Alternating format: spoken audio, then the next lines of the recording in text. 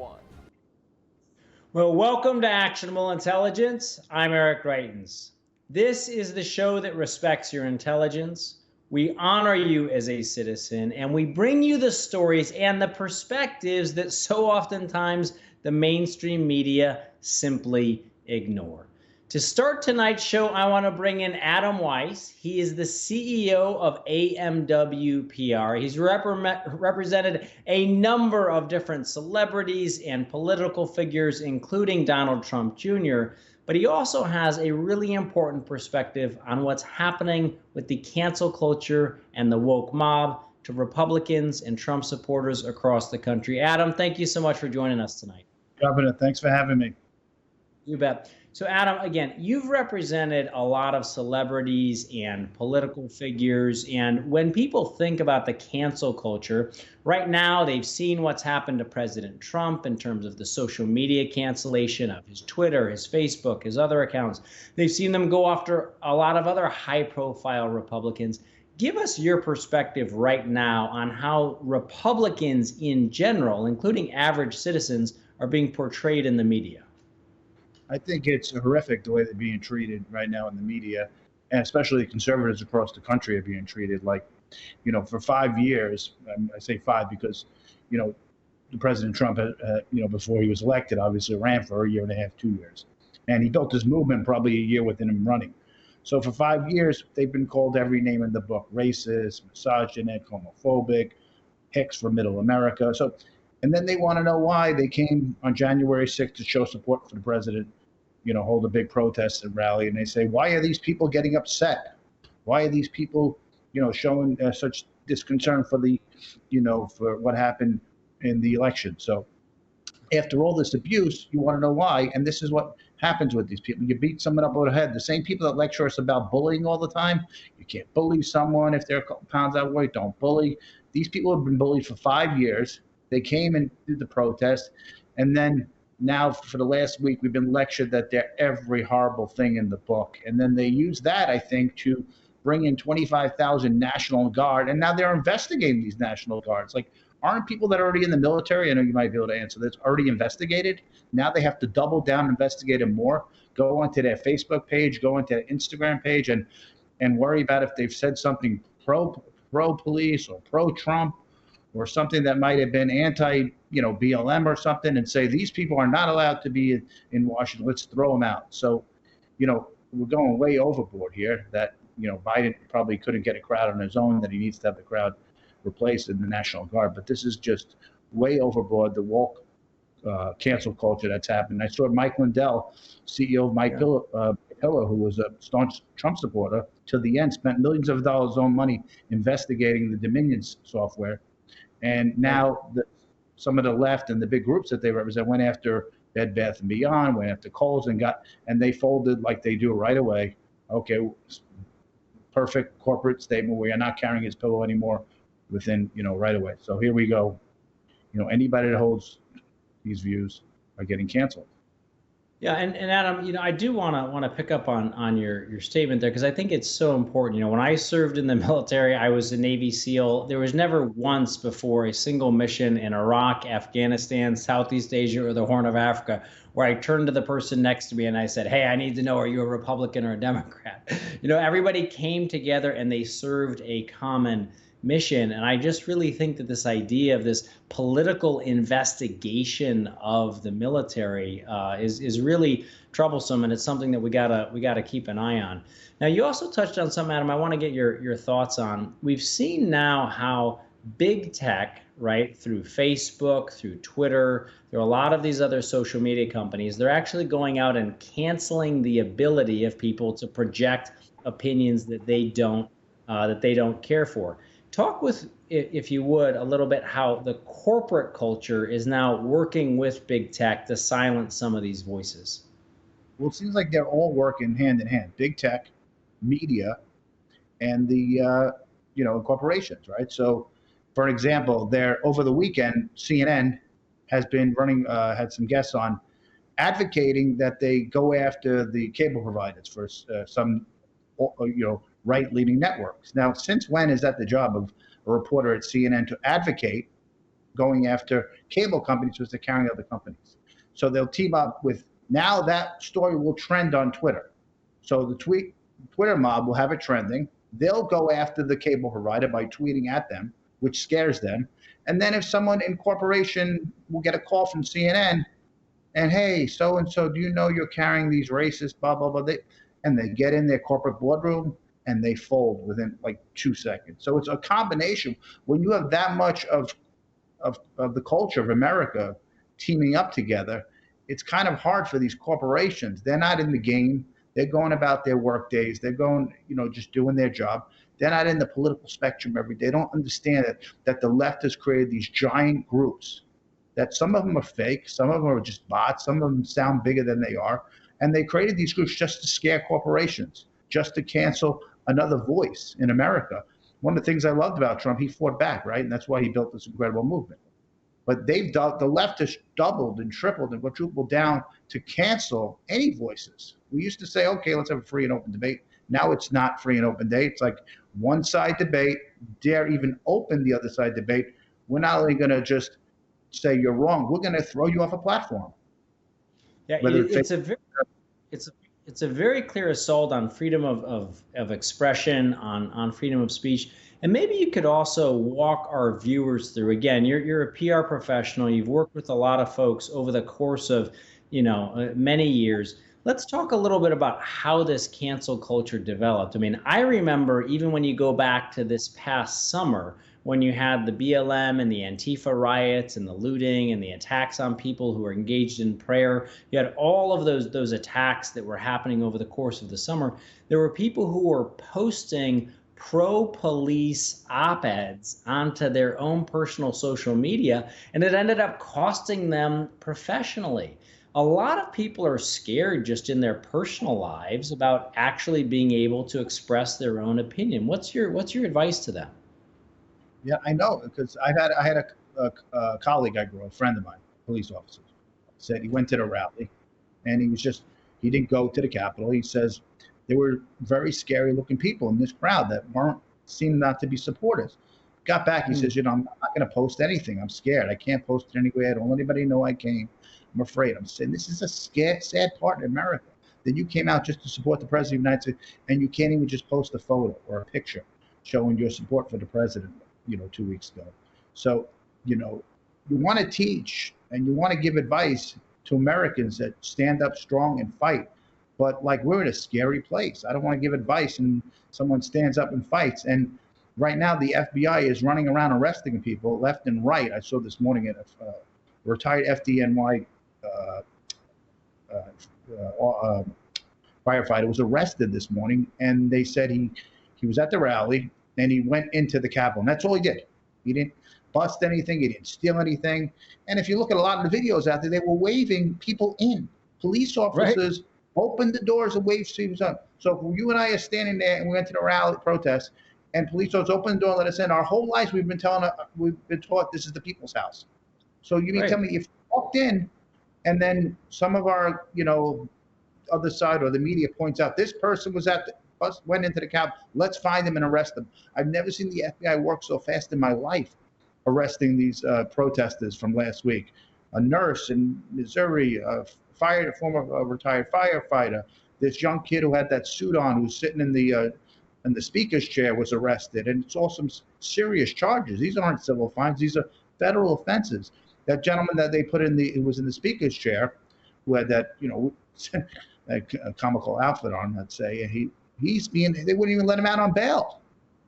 So it's a scary time that, one side of the aisle, we watched cities across America, from Atlanta to New York to Kenosha, to be the fire burned, destroyed, police stations burnt up, police officers killed, 30 murderers. And I never saw the FBI work this hard. And I never saw the media condemn these people that we saw last week. I never saw the word resurrection used as much in the last week and a half. And Adam, what's your advice to conservatives about where they can and should go to get facts, to get the news? One of the things that a lot of people are concerned about, and we hear about all the time, is that, they have Real America's Voice. They obviously have justthenews.com. Those are places where they can go. What other advice are you giving to your fellow citizens about places where they can go to make sure that they are getting the news when places like Twitter and Facebook are now, oftentimes not just canceling people, but actually canceling stories and not allowing people to share them? The good thing about it, we've won elections before these tech industries came about. We've always been a pretty center right country. It's some of the biases we have to work against, but we've always, Americans are good people, whether they're Democrats or Republicans. I don't think, even if you surveyed in a truthful manner, Democrats, independents, they don't want this kind of tyranny that's going on in the tech industry. So they'll see it, it'll come through. So hopefully we'll win elections again. People can go on Parler, Telegram, Telegram, Cloud Hub, Gab, all sorts of alternative platforms if you get suspended on these other platforms. Continue to fight, continue to stay upbeat, fight for a new elections, but, fight for the good people. I don't want to see like Senator McConnell came out today and is blaming the president again. I'm still watching these videos. I'm still watching the speech and trying to figure out where the president incited this riot. He said a couple of times, go over there peacefully. I mean, it's just unbelievable the way they're trying to box him out and not have him run again, or make him irrelevant, or make him like he didn't exist as a president. For 75 million people, the most votes by far out of any president in the Republican Party ever. Well, Adam, we very much appreciate you joining us. Look forward to having you in studio when possible. And again, folks, that's Adam Weiss. He's the CEO of AMWPR. Stay right with us. We've got an incredible show tonight. We're going to be talking with more.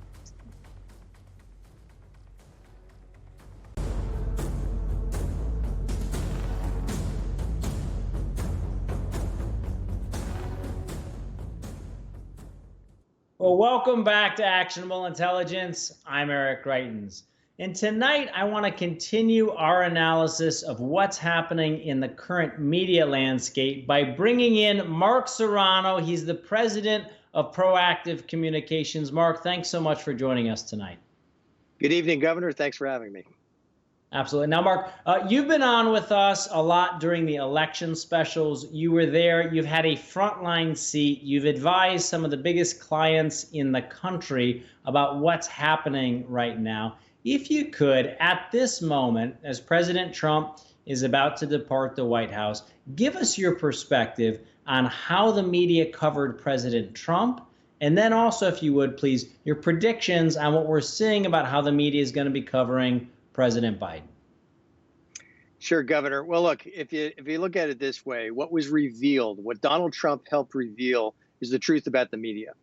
Sure, he talked about fake news, but that's just sort of baked into what is supposed to be journalism today. Journalism is dead in most places in America, except, thank goodness, for Just the News and Real America's Voice, because what was revealed was that these people who parade themselves as journalists truly are political activists. Right. If you read your typical news story from the New York Times, from the Washington Post, look at it carefully, and it's about politics in America or about Washington or Donald Trump. Read it carefully and ask yourself, does that sound like objective journalism, fact-based information being passed on to me?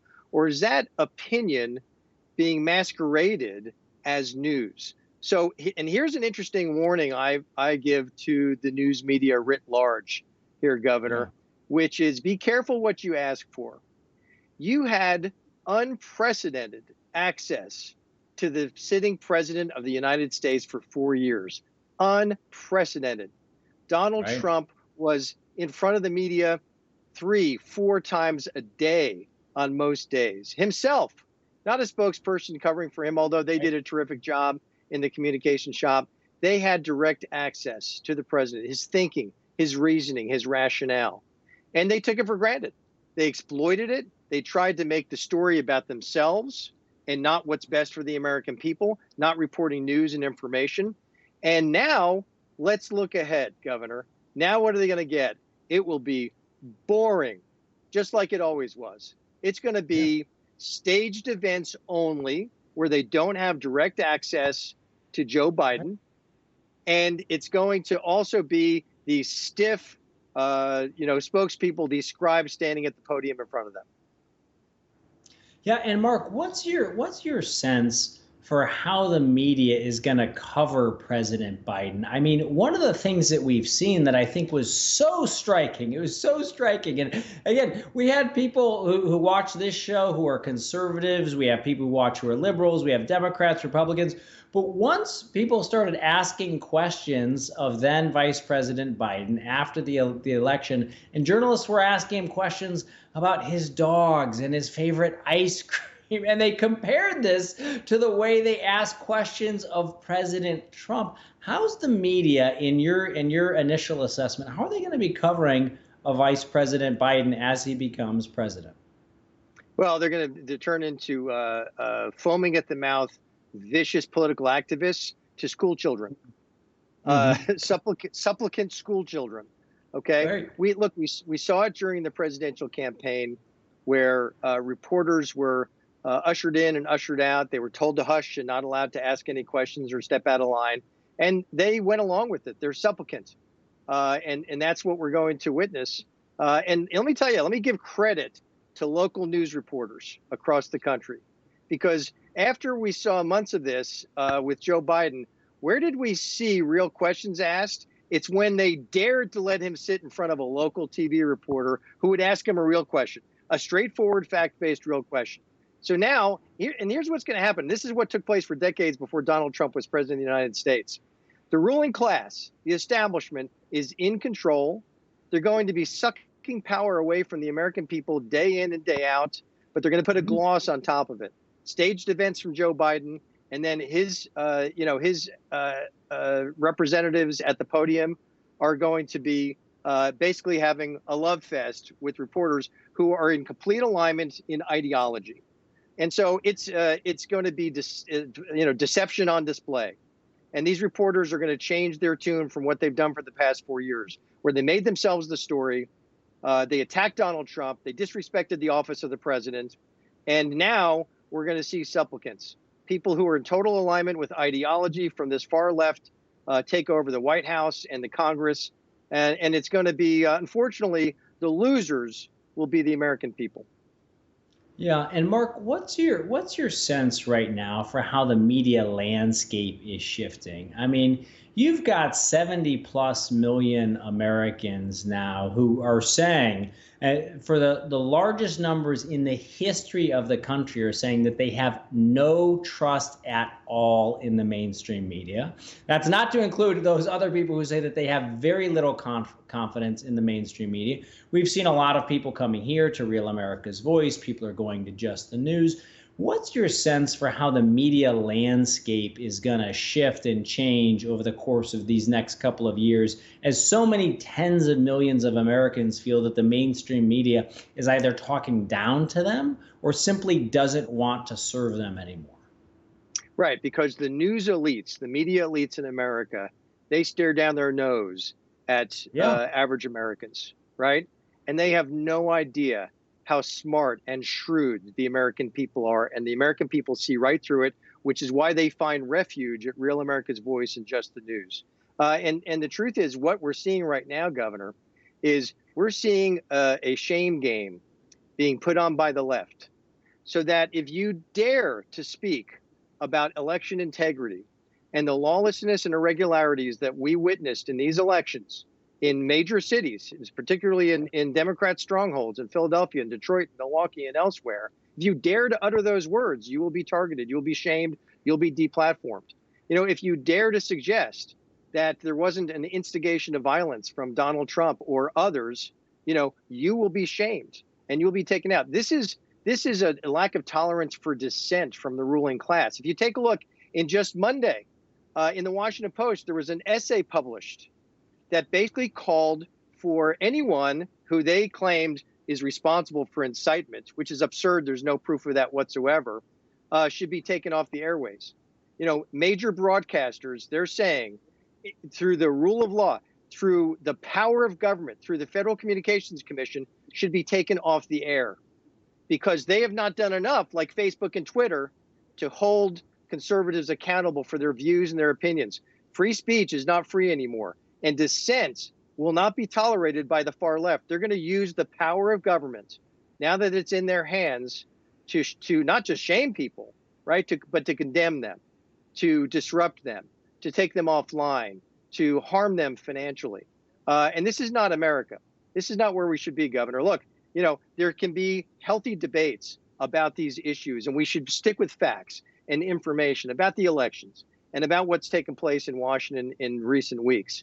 But this notion that we can't have dissent, it's very, very troubling. And I'm afraid that these are signs of things to come, that the Washington Post believes that they are the keeper of the flame of truth, and that they would call upon a government agency to shut down news and media organizations because they haven't done enough to stamp out people who have different opinions is an outrage. And I'm afraid it's a sign of things to come.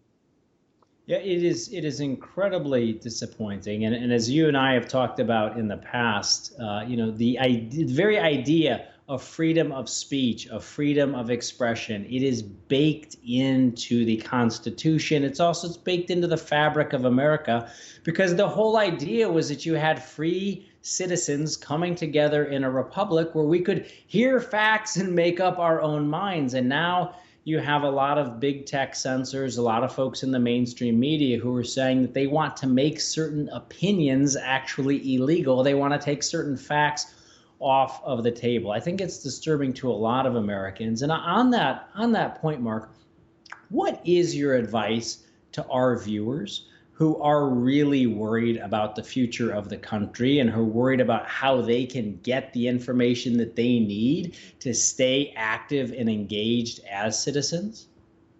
Well, look, first of all, they've taken the first step, which is wise, which is to tune in here and join us, because this is one of those last bastions of free speech where we welcome dissent, we welcome different points of views, and it's so precious and essential right now. But I would say that the American people should really scrutinize what they're being told and who's telling it to them. And look, we lived through 8 years of Barack Obama. I thought Barack Obama's policies were a danger to America and actually harmed lives. I never personalized it. I never, wanted President Obama taken out of office. I want free and fair debate. I want open and honest dialogue. That's not what the left wants, because by being able to sort of suppress these opinions and views, they're able to pass their policies without so much disruption or interference. And it's just not healthy for America. We've got to have that dialogue. But to your viewers, I say, continue to scrutinize what you're learning and from where. Continue to look for platforms that respect free speech, that practice real journalism, and pursue facts and show you the basis points and let you dig in to find the source information for all the stories that are written. That's what you're going to find here with Just the News, with Real America's Voice. And I just think that the American people are smart. They're going to scrutinize what they're being told. They're going to recognize that, all hope is not lost, that we have the ability to pressure our elected officials and, to make sure that they're held accountable in the voting booth, and that the voting booth is sacred, and that our free speech rights are sacred, our individual liberties are sacred. We've got to defend them more than ever, but we've got to do it with civility. Even if the left is overreaching, we can use that as an advantage. People across the country are stepping forward to do that. Mark, thank you so much. Again, folks, that's Mark Serrano. He's the president of Proactive Communications. Stay right with us. We'll be back in just a moment.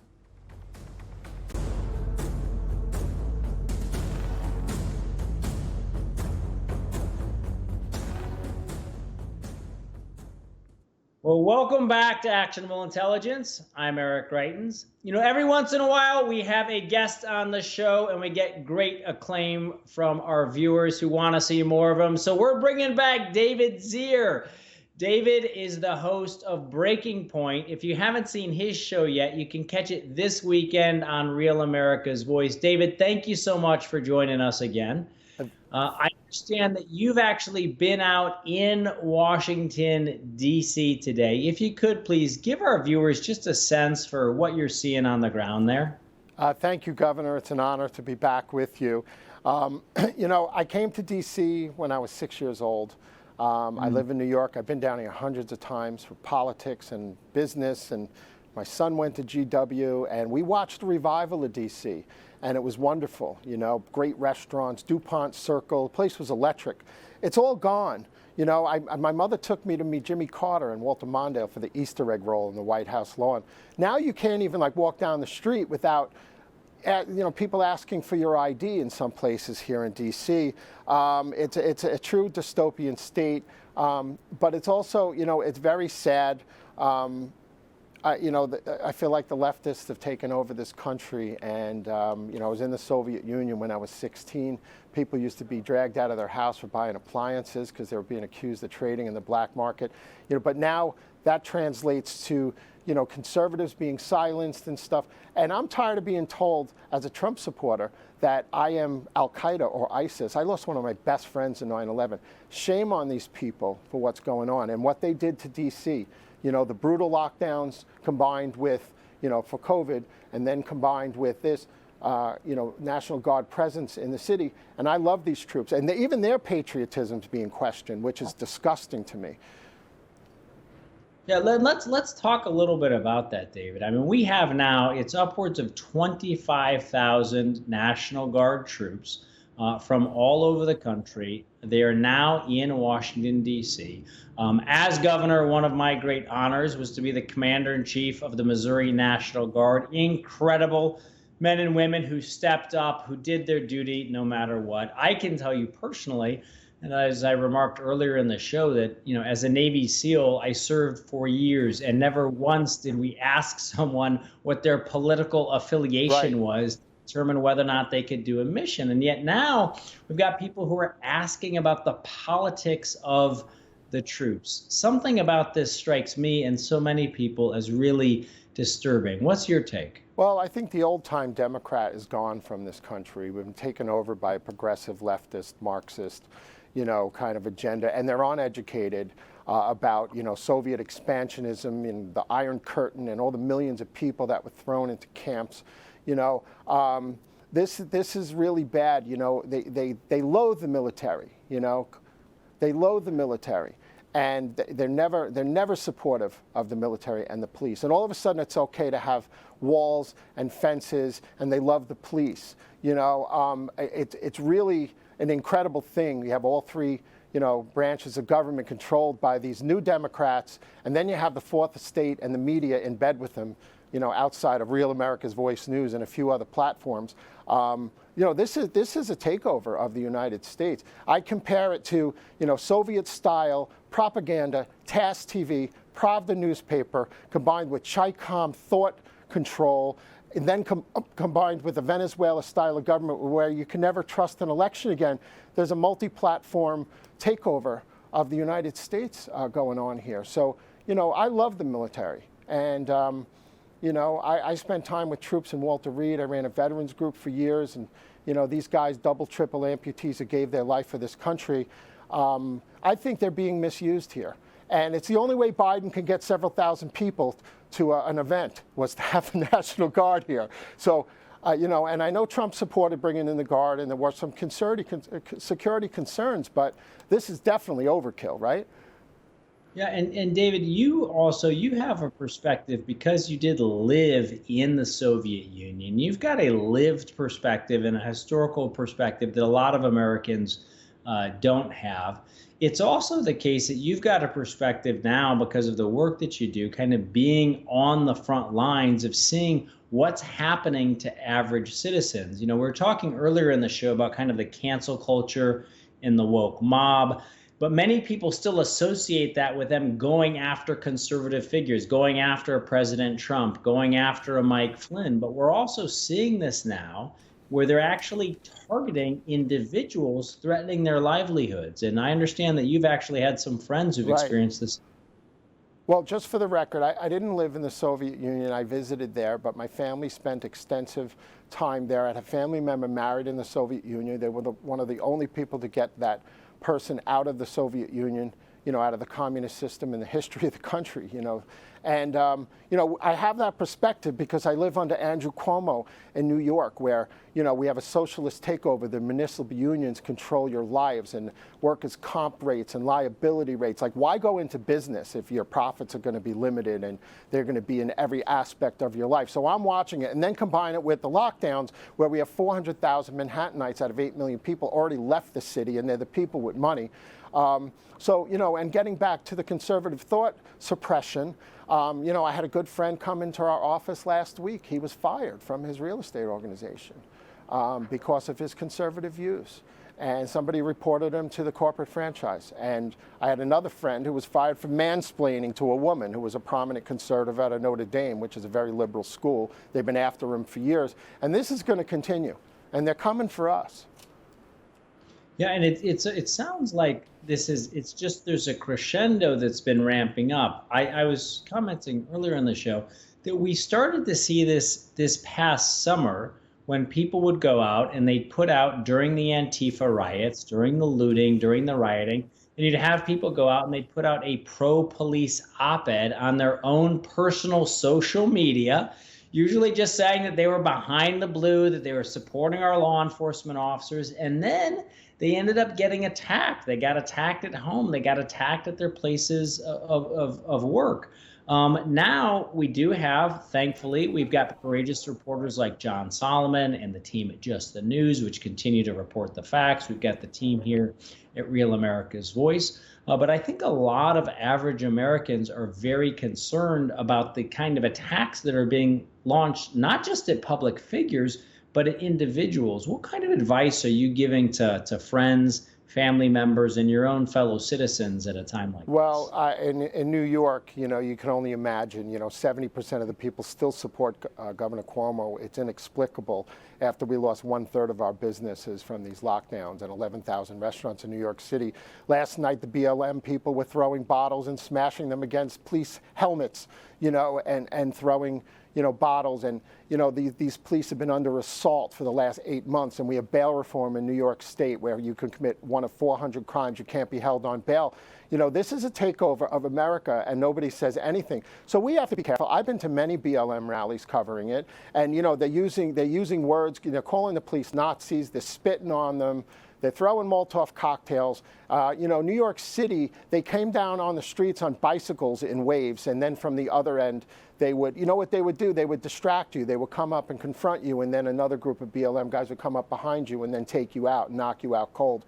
This is going on. And as I said in a previous appearance, shootings are up 110%, murders are up 40% in New York City. It's unbridled anarchy. And my kids live in Manhattan, and I can't sleep at night. So my advice is buckle up. This is going to get pretty nasty here. And somebody's got to step up and challenge what is going on, because I think we're in a very dangerous place, with these Democrats in control. They're new Democrats. I have relationships with a lot of Democrats. I worked on like 100 races in New York, and I have good relationships with the party leaders and stuff. This is a new type of person. It's scary. Yeah, and David, talk a little bit, because so often the mainstream media simply isn't covering, for example, the violence that you referenced that was just, again, directed at NYPD officers. That violence wasn't covered by the mainstream media. They haven't covered the fact that all of these restaurants are closing, that the police budget's been cut, that murders are up. Give everybody, if you could, again, just a sense for what's really happening on the ground in New York City. What's really happening across the blue states is unemployment's 10 to 13%. In the red states, it's 4 to 6%, and they have half the deaths per capita of the blue states. The blue state knockdowns are unnecessary. These restaurants should have been able to be open at 75% capacity all summer, so when the second wave hit, they'd be able to at least survive the winter. The guys who let their contractors out of the gate at 4 in the morning, don't have time to protest. They're good people. They're tired of being told they're bad people. They don't have time to protest and rally and everything, and they're suffering. There's no reason for an 18-year-old to go to the bank and get a loan for a landscaping truck and become a landscaper and then a builder at 28 and then a commercial landlord at 40 and chasing the American dream, because now you have $60,000, $80,000 in expenses over your head as soon as you start that business, with $10,000 liability costs, workers' comp, Medicaid fraud, all this stuff that goes on, while everybody else sits sits at home, collects a check, and illegals come in here and milk the system. You know, these people have no incentive to chase the American dream anymore. And that's fleeting in this country. And I'm very worried that we don't have skilled people. I'm very worried that these blue states have snuffed out generations of businesses, of diner owners, of restaurants, 2, 3, 4 generations deep. They came here with 2 pennies in their pocket from Europe, like my great-grandparents did. They were street sweepers and sewed beads on dresses in New York City. They learned the language. There was no welfare. They made it. We're 4 generations deep, a success story. And like, I don't see that going forward. We're erasing our history. We're being told we're bad. 80% of the National Guard voted for Trump, you know, white males, and they're under assault, having their patriotism questioned. And, you know, we have to fight back. We have to fight back. Well, I mean, I think the good news, David, is that, you know, our viewers and many people across the country are. We remain a courageous country. And I think you can all see why David's passion has already earned him a loyal fellowship here at Actionable Intelligence, and why so many people are looking to check you out this weekend on Breaking Point. David, thank you again for joining us. And folks, stay right with us. We're going to be back in a moment with Dr. Gina Loudon, who just spoke to President Trump.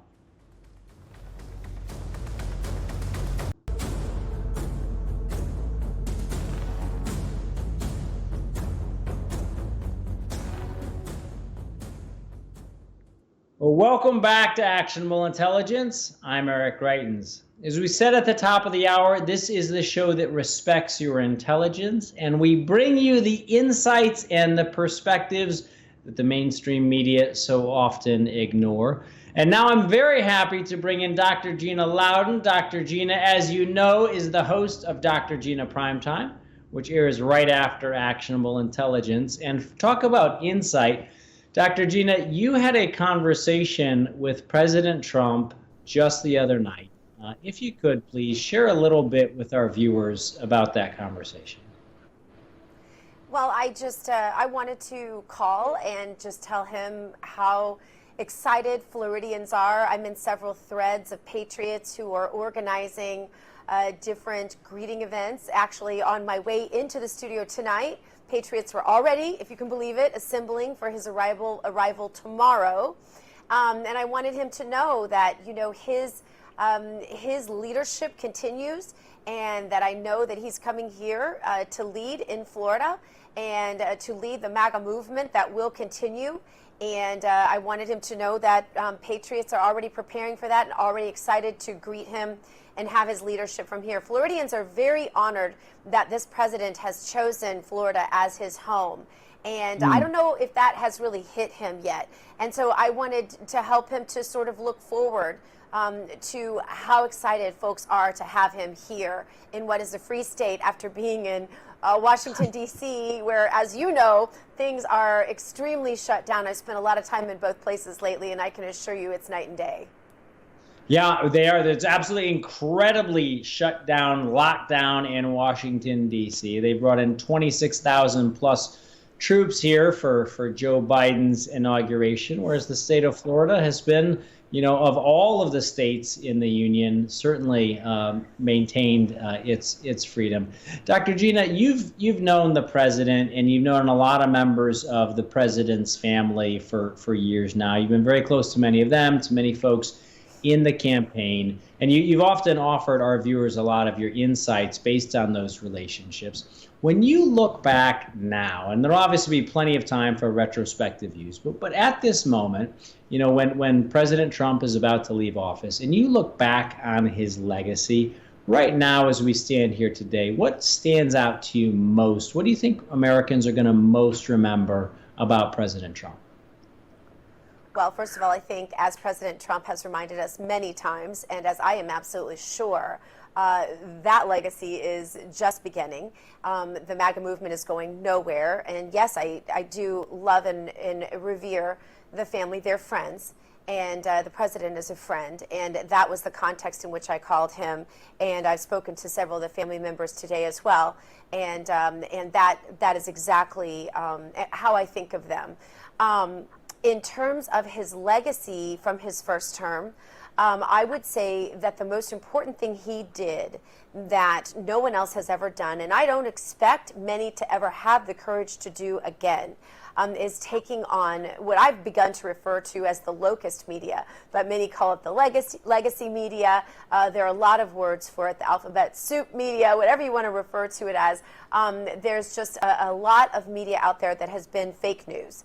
And this president had the courage and the heart and really the wisdom and the independence that he was willing to take it on in ways that no other president has before, while simultaneously, Eric, maintaining such a transparency with the media and the American people, such as we've never seen before as well. I think that once, even the press corps, once they experience what I believe will be a very closed-off traditional relationship that they'll get from the Biden administration, I think they will, in a lot of ways, miss that transparency that they've become very spoiled by from the Trump administration. Yeah, this is one of the things, Mark Serrano and I were talking about earlier, is that in President Trump, the media had direct access to the President of the United States' thoughts, his reasoning, his rationale. He was happy to explain the people who he was working with, the conversations that he was having, the objectives that he was pursuing. And it looks like, we'll have to see, but it certainly looks like with an incoming President Biden, what you're actually going to see is a lot more staged events, a lot more of these kind of canned events, which frankly turn people off from politics altogether. People want to be able to relate to and understand their elected leaders. So we'll just have to see what happens. I do want to get your thoughts here, Dr. Gina, on some of the remarks from the president today. He came out and in his speech, which I won't read the whole piece, but one thought that he shared was that no nation can long thrive that loses faith in its own values, history, and heroes. He said, "For these are the very sources of our unity and our vitality." What are your thoughts, Dr. Gina? Well put. It's just, it's no secret that, this is a man who is, like I said, has become a friend of mine and to whom I just owe such a great deal of respect. He changed really politics in a way that I'd been fighting for really all of my entire adult life, decades actually. I was a founding member of the Tea Party movement. I was somebody who just wanted to hand government back to the people and get the swamp out of it, get the establishment out of it, and to get the globalists out of it. And this president came in and did that. And I never thought I'd see that in my lifetime. I was tired of believing in candidates, and he came in and did that. And so, it's no secret that, this is a really super hard day for me and for people like me. And I'm sure for him. I was thinking, Eric, of the irony of your questions today and how much I was going to tell you, because I'm very careful and protective of what he tells me in interpersonal conversations. I always talk a lot about what I ask him, but I don't always talk a lot about what he tells me. But in my conversation with you right now, I realized never once in any of my conversations with him in person or on the phone or otherwise has he ever asked me not to repeat anything he's told me. Isn't that amazing? And he knows I'm in the press. He knows I'm going to talk on my TV show today. We talked about my TV show today. Never once has he ever said, please don't repeat what I just told you. That's how transparent this president was. And you can ask the same question of many of his friends. Sebastian Gorka, who also talked to him in the last few days. Daryl Scott, who's on our programming here, who has his show on Saturday. I'm sure he'll talk about his conversations with the president in the last few days. That's who he is. We will miss this president in so many ways. And I think that America is in for a very rude awakening on so many levels. And many will realize the mistake they made in not fighting harder to get to the truth about this election. Yeah, well, and speaking of fighting, I'm going to ask you to kind of put on your political analyst hat here. As you mentioned, you're one of the founders of the Tea Party movement. You've been fighting for a long time to kind of return politics to people.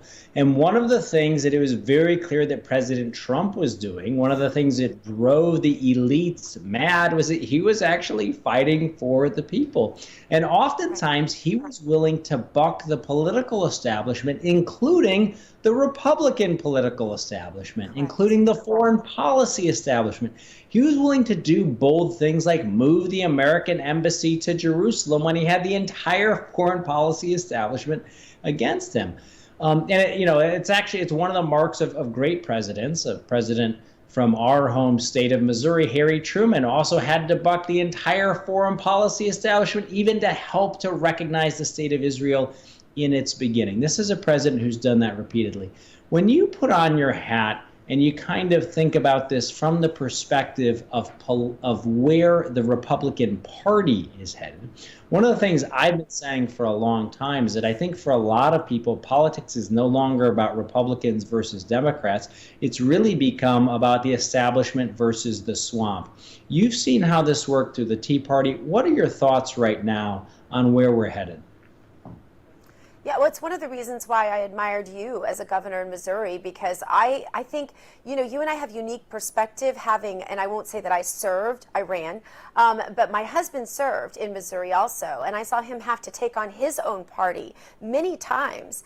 And if you're going to be a really good leader, you have to be willing to do that, because there are times where your party, joins forces with those who it's convenient to join forces with, and they do it for personal gain sometimes, and you have to be willing sometimes to stand completely alone, and that's a really ugly feeling, and nobody wants to have to do that, but those who are willing know how lonely that can be. And so for those who are willing to do it, nobody does that for self-glory. No one does that for self-glory.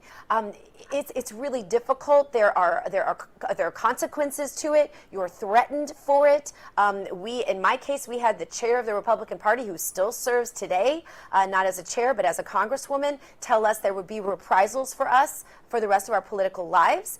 There are threats that come at you from every direction when you're willing to stand against your own party. My husband lost his chairmanship for a time for standing against his own party. So when you're willing to do that, it says a lot about the integrity of that individual. So the fact that this president, for the first time really in my lifetime that I was old enough to understand, was willing to do that, it told me who he was and how much of his political and personal capital he was willing to expend for the people. And I loved that. And I think he's provided a wonderful template that we'll have a good long time to compare the likes of Joe Biden and Kamala Harris to. I pray that they can in any way measure up. It'll be interesting. Absolutely. Well, Dr. Gina, it is so good to have you on. And I just want to personally thank you, appreciate your friendship with the President of the United States. And it's a real honor to have your insight and your willingness to share it with our viewers. Well, folks, on that note, stay right here, because Dr. Gina Primetime is coming right up. And we'll be back with more on Actionable Intelligence tomorrow night. Have a good one.